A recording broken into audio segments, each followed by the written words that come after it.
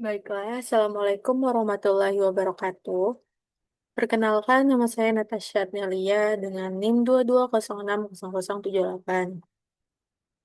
Pada kesempatan ini, saya akan mempresentasikan materi pengujian hipotesis sampel kecil. Materi ini membahas teknik pengujian hipotesis ketika jumlah sampel yang digunakan relatif sedikit, sehingga memerlukan pendekatan statistik yang berbeda dibandingkan dengan sampel besar. Langsung saja, yang pertama, pengertian dari sampel kecil.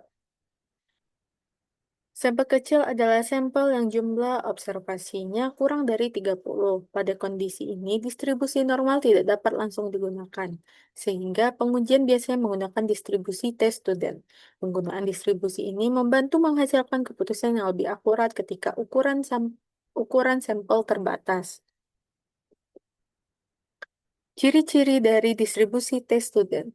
Distribusi tes student seperti distribusi Z merupakan sebuah distribusi kontinu di mana nilainya dapat menempati semua titik pengamatan. Distribusi tes student seperti distribusi Z berbentuk genta atau lonceng dan simetris dengan nilai rata-rata sama dengan nol. Distribusi T student bukan merupakan satu kurva seperti kurva Z, tetapi keluarga dari distribusi T. Setiap distribusi T mempunyai rata-rata hitung sama dengan nol, tetapi dengan standar deviasi yang berbeda-beda sesuai dengan besarnya sampel. Ada distribusi T untuk sampel berukuran 2, yang berbeda dengan distribusi untuk sampel sebanyak 15, 25, dan sebagainya. Apabila sampel semakin besar, maka distribusi T akan mendekati normal. Semakin banyak sampel mendekati normal. Gambar pada slide menunjukkan bahwa peningkatan jumlah sampel menyebabkan distribusi T semakin menyerupai distribusi normal. Oleh karena itu, perbedaan antara distribusi T dan distribusi normal akan semakin kecil ketika ukuran sampel bertambah. Perbedaan antara skala Z dan T. Distribusi Z digunakan ketika standar deviasi populasi diketahui atau ukuran sampel besar. Sementara distribusi T digunakan ketika standar deviasi populasi tidak diketahui dan ukuran sampel relatif kecil. Distribusi T memiliki ekor yang lebih tebal dibanding dengan distribusi normal. Tahap menguji rata-rata hitung. Yang pertama, merumuskan hipotesis nol dan hipotesis alternatif. Menentukan taraf nyata, apakah 1%, 5%, atau pada taraf lainnya, serta mengetahui titik kritis berdasarkan pada tabel test student. Yang ketiga, menentukan uji statistik dengan menggunakan rumus uji T. Yang keempat, menentukan daerah keputusan, yaitu daerah tidak menolak H0 dan daerah menolak H0. Dan yang terakhir, mengambil keputusan untuk menolak dan menerima dengan membandingkan nilai kritis taraf nyata dengan nilai uji T.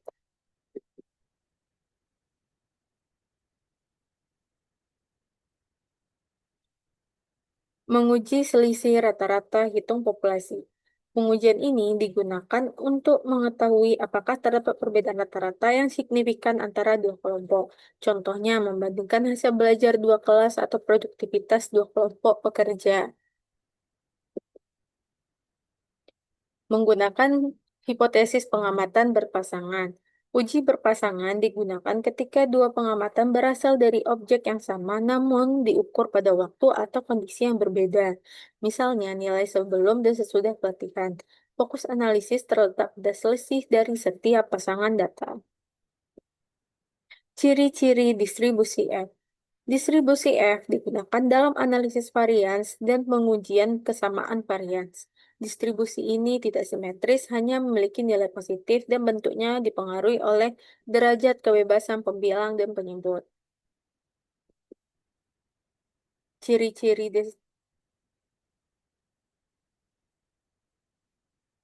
ciri-ciri distribusi F. Distribusi F tidak pernah punya nilai negatif. Sebagaimana pada distribusi Z, distribusi Z mempunyai nilai positif di sisi kanan dan negatif di sisi kiri tengahnya. Distribusi F seluruhnya adalah positif atau menjulur ke positif dan merupakan distribusi kontinu yang menempati seluruh titik kurva di distribusinya. Nilai distribusi F mempunyai rentang dari tidak terhingga sampai nol. Apabila nilai F meningkat, maka distribusi F mendekati sumbu X, namun tidak pernah menyentuh sumbu X tersebut. Distribusi F juga memerlukan syarat yaitu A. Populasi yang diteliti mempunyai distribusi yang normal. B. Populasi mempunyai standar deviasi yang sama. Dan yang terakhir, sampel yang ditarik dari populasi bersifat bebas serta diambil secara acak. Dapat disimpulkan bahwa pengujian hipotesis sampel kecil umumnya menggunakan distribusi T-student karena ukuran sampel yang terbatas.